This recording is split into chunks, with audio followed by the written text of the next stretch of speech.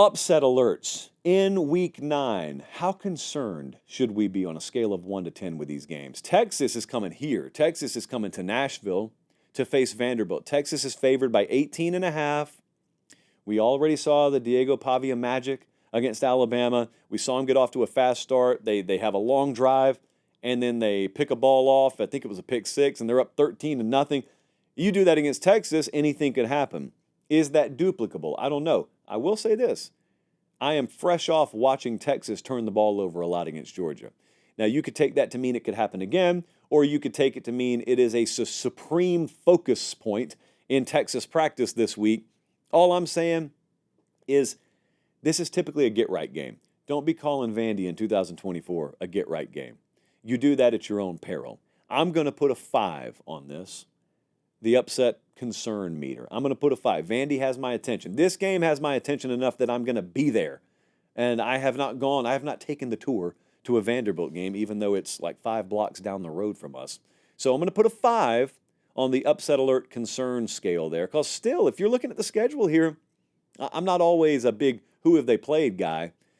But when you get exposed like you did to a degree against Georgia, then I do start to look. The Michigan win is what it is. UTSA, UL Monroe, Mississippi State challenged you a little bit. Oklahoma didn't, but Oklahoma couldn't score on me and Jesse and Colin. So the possibility is still there that you're overrated. Not the reality, but the possibility is still there. We'll see. I'm going to put a 5 on that one. Notre Dame is playing ranked Navy this Saturday. This is up in New Jersey at high noon Eastern time. Notre Dame's 12.5-point favorite at FanDuel. I've got a 7 on this game. I'll say I'm concerned about it. Navy is 95th in the country versus the run. So certainly Notre Dame should just have their way on the ground. That's the way this game should happen. It's not the way the games always play out. Notre Dame cannot let this game get pulled into the kind of mode where they get popped early and they're having to play keep up. Because what Navy will do to you this year is they don't always have to play you in a 2-hour, 30-minute game. Navy will score. They have scored this year. They're averaging 44.8 points per game this year. And so if Notre Dame gets themselves into a situation where this game's headed into the 30s, it's not that they can't win it, but you have gotten yourself in a situation you have no business getting yourself in there. I want to see how this goes. I really want to see how this goes. I think Army profiles as a better challenge to Notre Dame, but I want to see how this goes. So I'm going to put a 7 on this one. Notre Dame's got Navy this week. I mean, what if I told you we were going to get to close to Halloween and Navy and Army were going to be bigger challenges to Notre Dame than Florida State? What kind of world are we living in? Next up, Washington's going to Indiana. Indiana's favored by 6.5 and their starting quarterback's out. This is an 8 on the upset alert concern meter for me. This is the best offense Indiana has faced. Washington's coming off a bye. Taven Jackson got some action last week at quarterback because Rourke went down in the game against Nebraska. They were in the process of blowing Nebraska out. So you're either going to see a galvanization effect here or you'll see Indiana get exposed a little bit. Galvanization, if you've ever watched this show, is something I really believe in when your quarterback gets hurt. We always bet on backup quarterbacks. One of the most popular moves that I make in betting on college football is I go bet on teams when their quarterback gets hurt because you get more value than you really should be getting. And number two, if a quarterback gets hurt in a game, it's one thing. But if he gets hurt and then you have an entire week to get ready for the backup to play, a funny thing happens in that a group of 18 to 22-year-olds will voluntarily take more ownership.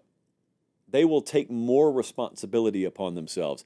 Defensive line knows, we got to get 1 or 2 more pressures this week. DBs know it's up to us to flip this thing and maybe score. Special teams take on an added responsibility. And collectively, what you can get is an entire team knowing their quarterback's out.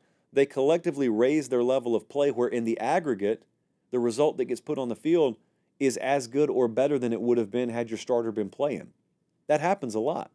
Will it happen here? I've got an 8 on it because Indiana's not a supremely talented roster. They're good enough to be undefeated. They've done crazy things this year, but it's a crapshoot any given week anyway. Washington is a team that's still pretty good, so I'm going to put an 8 on that one. Illinois plays at Oregon Saturday. Oregon favored by 21.5.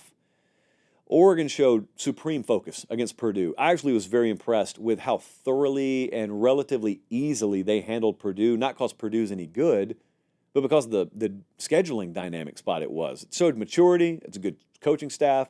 So they come home, they get Illinois. Illinois is coming off a win against Michigan. Illinois will bow their neck on you. It's a weird trip for them. I doubt any of them have ever been out there to Oregon. They will challenge Oregon here. They have played two styles of games in the past 2 weeks. They needed half 100 to beat Purdue, and then they shut Michigan down. Not the tallest task in the world, but they did it. And so I think Illinois will challenge Oregon here. I'm going to put a 5.5 on the upset alert concern scale. Interested to see if physicality is decidedly edge Oregon, or if Illinois puts up a little bit more of a fight physically than people expect. And lastly, man, I had outside designs of going to this game a long time ago. Florida State's playing Miami. Miami's favored by 20.5. There's one way Miami loses this game. That is sloppiness and arrogance. Because if you come anywhere close to taking care of your business, Florida State can't beat you. They're a very bad football team. They can't catch the ball. If you give it to them, they can. I'm going to put a 4 on the upset alert concern scale because everybody is scoring on Miami. And yet when I say that, I mean, Florida State can't catch footballs. So if they did, it would be a surprise. I'm going to put a 4 on it only because if you get loose, anything can happen in a rivalry game. But I don't have a ton of concern about it. I think Miami's going to win the game fairly comfortably.